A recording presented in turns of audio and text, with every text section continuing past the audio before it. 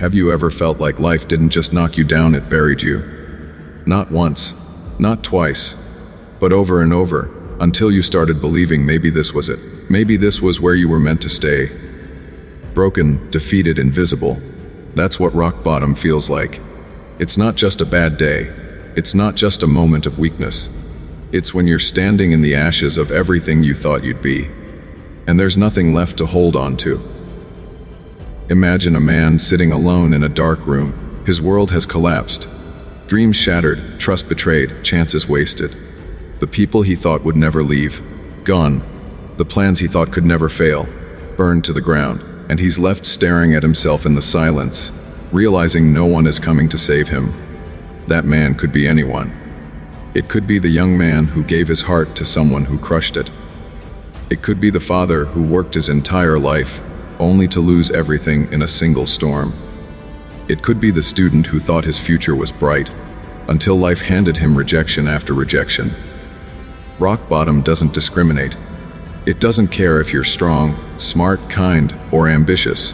When it comes with the force of 1,000 storms, and it strips you bare. It leaves you with nothing but your scars, your regrets, and the weight of your own thoughts. And here's the brutal truth most men never say out loud. When you're at rock bottom, you don't just question the world, you question yourself. You wonder if maybe you were never enough, if maybe you were destined to fail, if maybe this darkness is all you'll ever know. But here's the twist that nobody sees in that moment. Rock bottom is not the end. It is the beginning. Because only when you've lost everything do you finally see what truly matters. Only when you're broken into pieces do you realize what you're really made of. This man, the one who was left for dead by his own mistakes, by betrayal, by life's cruelty, he had two choices: to surrender and become just another ghost wandering through life, or to rise, to claw his way out of the abyss, even if it meant bleeding, crawling, and fighting alone. Most men stay down. They never get back up. They drown in bitterness. They waste years wishing things had been different. They never face themselves in the mirror again. But a rare few, a chosen few, something inside them refuses to die. And that's where our story begins. The man we're talking about wasn't born a legend. He wasn't handed power, wealth, or respect. No, he was crushed, forgotten, laughed at. People looked at him and saw failure, but what they didn't know was that in the silence of his rock bottom, something was being born. A fire, a hunger, an unshakable will. He began to realize that pain wasn't his prison. It was his teacher. Every betrayal taught him that trust should be earned, not given blindly. Every rejection showed him that destiny is not handed to you. It's built. Every loss carved into him the lesson that nothing lasts forever, except the strength you carry inside. In that moment, the man who once begged the world to see him stopped begging. The man who once searched for someone to save him stopped searching. He decided, right there in his lowest point, that if he was ever going to rise, it would be by his own hands. And that's when everything began to change, because rock bottom doesn't just break you. It introduces you to the man you really are. Not the man you pretend to be when life is easy. Not the man who smiles when things go your way. No, rock bottom shows you the raw, unfiltered version of yourself. The one who either stays on the floor or stands up and fights with nothing left to lose. This man chose to fight. But don't think for a second it was easy. There were nights when he cried alone, when the weight of the world crushed his chest, when every thought screamed at him to give up. There were mornings when he didn't want to get out of bed, when the silence was so loud it felt like a knife in his soul. But each time he wanted to surrender, something whispered inside him, "Not yet. You're not done." And that whisper became his anchor. He started small, one step, one decision, one refusal to give in. He took the pain that had once buried him and began to shape it into fuel. Every scar became a reminder, not of what broke him, but of what he survived. Every sleepless night became a vow: never again will I let the world decide who I am.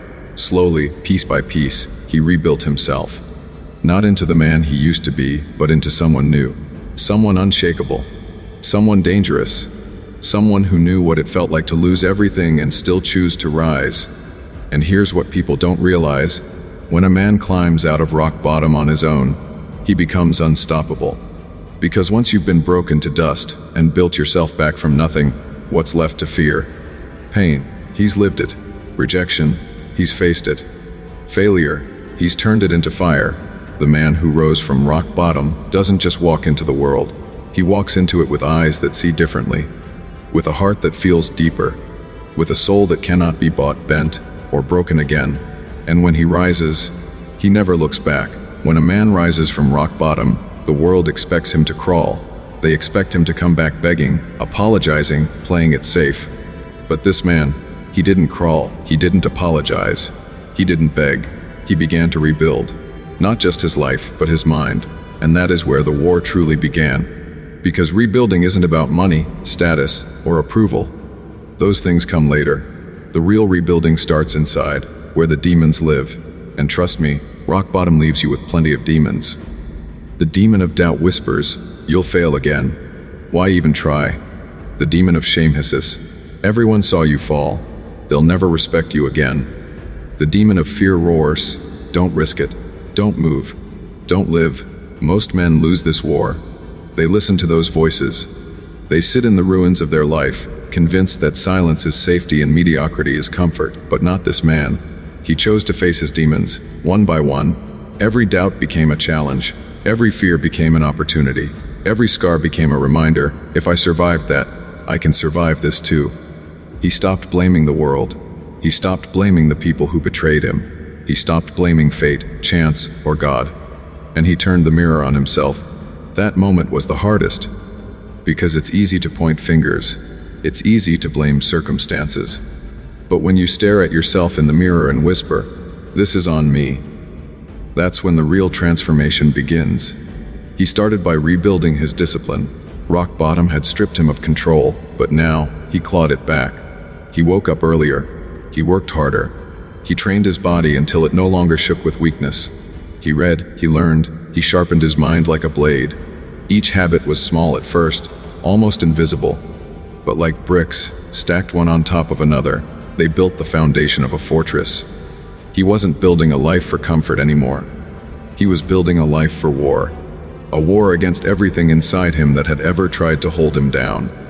Do you know what's born in the silence of rebuilding? Conviction. The kind of conviction that can't be shaken by failure or rejection. The world laughed at him once. They whispered behind his back. They pointed at his fall and said, "He'll never recover." But he didn't argue. He didn't defend himself. He stayed quiet, focused, steady. Because he knew the day would come when his results would speak louder than any words. And that's the thing about men who rise from rock bottom. They no longer need validation. They no longer chase approval. They are fueled by something greater, the hunger to never return to the pit they once crawled out of. Every night, when the world slept, he was awake. Every morning, when others dragged their feet, he was already moving. He had made pain his teacher, silence his weapon, and discipline his religion. Slowly, the cracks began to close. Slowly, the man who once walked with his head down began to stand taller. Slowly, people who once mocked him began to wonder, how is he still standing? How is he not broken? The truth, he was broken, but he used his brokenness as bricks to build something greater. Rock bottom had taught him something the comfortable will never understand. Life isn't about avoiding pain. It's about mastering it. You don't become strong by living in ease. You become strong by walking through fire, again and again, until the flames no longer scare you. And here's the secret most people will never know. When you've faced your darkest nights, when you've sat in silence with your pain, when you've been crushed by the weight of failure and rejection, you come out with a power that can't be faked. It's the power of resilience, the power of endurance, the power of a man who doesn't flinch anymore when life throws its worst at him. This man, the one who rose from nothing, began to see the world differently. Where others saw obstacles, he saw opportunities. Where others complained, he adapted. Where others quit, he kept moving. Why? Because he knew something they didn't. He knew what it felt like to have nothing. He knew what it felt like to be at the bottom, staring at the abyss. And once you've been there, you're no longer afraid of falling. Most men play life safe because they fear the fall. But this man, He had already fallen, already shattered, already blood. And still he stood, still he rose, still he walked forward. That kind of man is unstoppable. He rebuilt himself so completely that people could barely recognize him anymore. Not in his clothes, not in his success, not in his possessions, but in his eyes. Those eyes that once carried defeat now carried fire. Those eyes that once begged for recognition now glared with quiet certainty. Those eyes that once looked backward now only looked forward. And soon, the same world that left him broken had no choice but to watch him rise. There comes a point in a man's life when the climb is no longer about survival, it's about dominance. He survived rock bottom.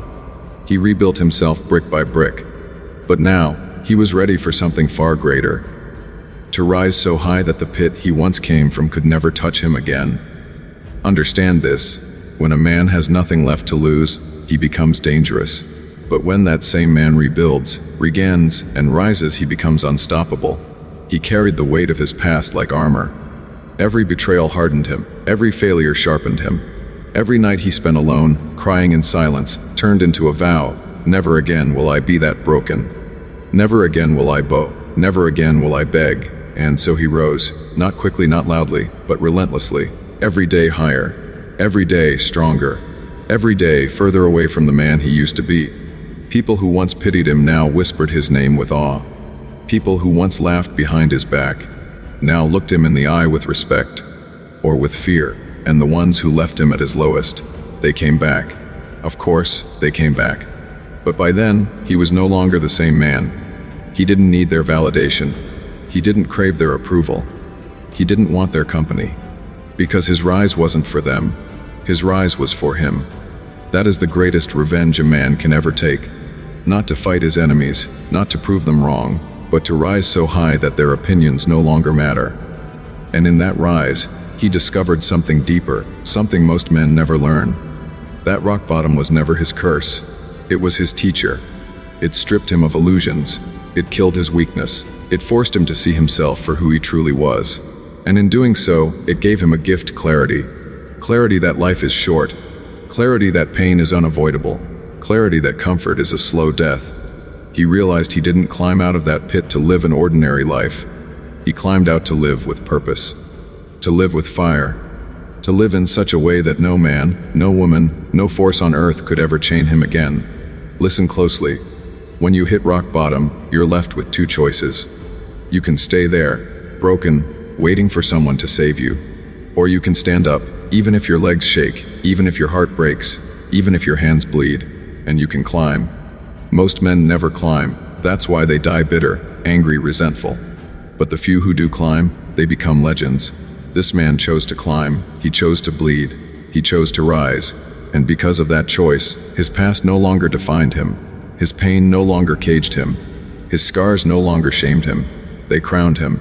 And when he finally looked back, just once, at the pit he had escaped, he didn't feel hatred. He didn't feel regret. He didn't feel bitterness. He felt gratitude. Because rock bottom broke him, but it also built him.